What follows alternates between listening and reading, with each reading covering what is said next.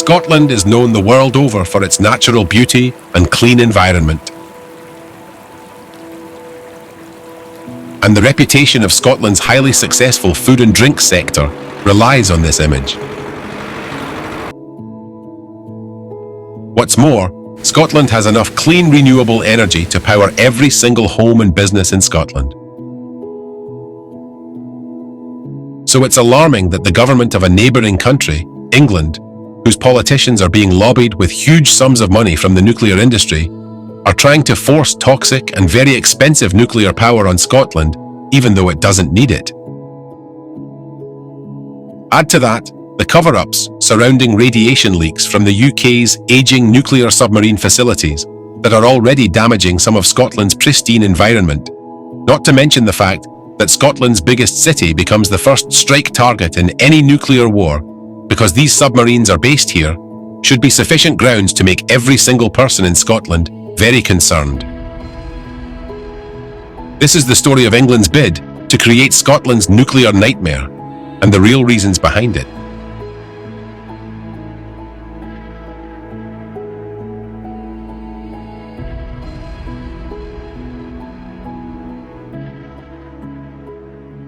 Before we start, please like and share this video, and don't forget to subscribe to our channel. Hit the bell icon now to be notified of other great releases from the Scotland channel. And together, let's ensure that Scotland's voice is heard. You'd think that as an energy-rich country, Scotland would have the lowest energy bills in Europe.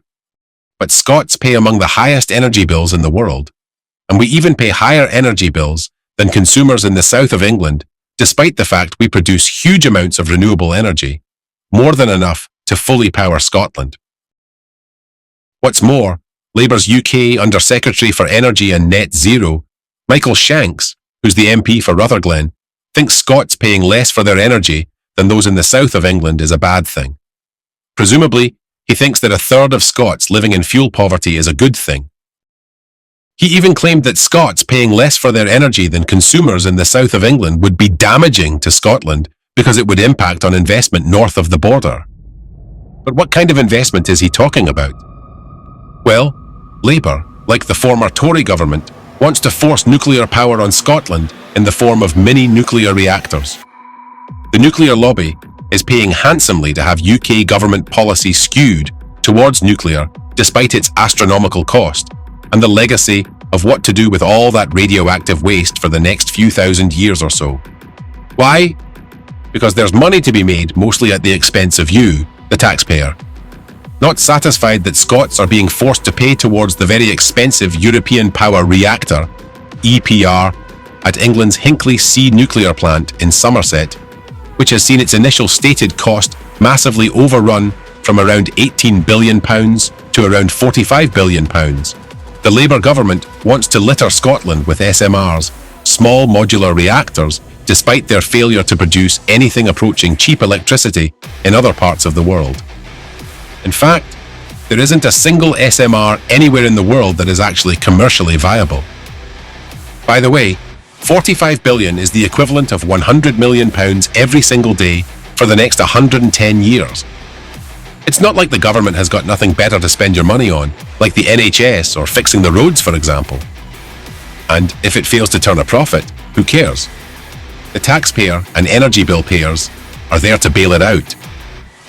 And this is in a Scotland that can produce all its energy needs cheaply from clean renewables alone. No wonder the SNP has, in the words of Michael Shanks, an ideological opposition to nuclear. Any sane person would. Nuclear is hugely expensive and leaves a massive amount of toxic radioactive waste to be dumped in our pristine environment for thousands of years to come. And let's not even talk about the potential for these mini nuclear plants to be targeted by real terrorists, not the ones who wear t-shirts proclaiming their opposition to genocide in Gaza. But in the Anglo-British mindset, it's not about generating the cheapest or cleanest electricity, and it's certainly not about benefiting consumers. Where there's lots of money available from a failed nuclear industry that hates any mention of Chernobyl, Fukushima, or the 585 cracks in the core reactor at Scotland's last remaining nuclear power plant, Torness in East Lothian. there are politicians like Shanks more than happy to impose unneeded, unwanted, dangerous nuclear plants in Scotland. Because First Minister John Swinney refuses to allow any new nuclear plants in Scotland, English Labour's Scottish satrap Anna Sarwar accused him of depriving Scotland of billions in investment and thousands of jobs. And this from a man who couldn't even save Grangemouth and its 500 jobs after vowing he would. Apart from being far more expensive to develop and operate than renewable energy, nuclear power's Achilles heel has always been that no one has a clue what to do with the waste. Much of Scotland's land and water is already contaminated with toxic radioactive waste from nuclear power plants previously imposed on Scotland before devolution, as well as submarines and munitions dumps, thanks to the government in England treating Scotland like its nuclear waste dump. So why exactly do politicians like Starmer, Shanks and Sarwar love this flawed and dangerous technology so much? One reason, as we've already mentioned, is because the nuclear industry funds them to promote it. And English Chancellor of the Exchequer, Rachel Reeves, recently raided £2.5 billion from the £8.3 billion GB energy budget to develop small modular reactors, which, as we have already said, are not commercially viable anywhere in the world. Just let that sink in for a minute. The government in England, calling itself the UK, wants to force commercially unviable toxic mini-nuclear plants onto Scotland, a country which can already produce enough clean energy to power all its homes and businesses. Nuclear plants Scotland does not need. The other reason for the Anglo-British state's love of nuclear, which is not quite so obvious, is that the technology used to enrich uranium for nuclear power plants is the same technology used for enriching uranium for nuclear weapons. And given the UK's massively expensive nuclear weapons program, which despite being largely controlled by the United States, is the Anglo-British state's virility symbol to show that the flaccid and failing UK is still a great power, you can start to understand why this dangerous technology is so wrong, especially for a country like Scotland with abundant green energy and with a completely different outlook on the world than England has. As far back as the 1980s, experts such as Professor Torbjörn Sikkeland, a distinguished nuclear physicist and radiation biophysicist, explained that it would never be possible to safely or securely contain nuclear fuels or nuclear waste. They are simply too corrosive. Professor Sikkeland also declared that it was accepted by his colleagues that hydrogen was the answer to world energy needs, but was unlikely to emerge as an option while the nuclear lobby stood in the way of necessary research and investment. In June this year, Keir Starmer, the British establishment's latest useful idiot, announced that the UK government would invest another £14.2 billion of public money into the Sizewell C nuclear power plant, whose price tag has now ballooned to £40 billion and counting. Scots bill payers are subsidising this white elephant on England's Suffolk coast.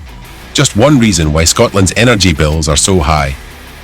Not satisfied with turning England into a nuclear wasteland, Starmer's government wants to do the same in Scotland, regardless of what the partially devolved Scottish government thinks. Proponents of nuclear, mostly everyone with a vested financial interest in promoting it, will tell you that nuclear is required for baseload supply because renewable energy can't be stored. That's simply not true. It can be stored using several technologies, some of which have been around since the 19th century. And some renewable energy sources, such as tidal, don't need to be stored because they are constantly available. Even the National Grid says so. On their website, they list no fewer than 9 ways of storing renewable energy, including hydroelectricity, energy storage, 2 types of battery storage, liquid-to-air transition energy storage, compressed air energy storage, gravity storage, flywheel energy storage, pumped heat electrical storage, and hydrogen electrolysis.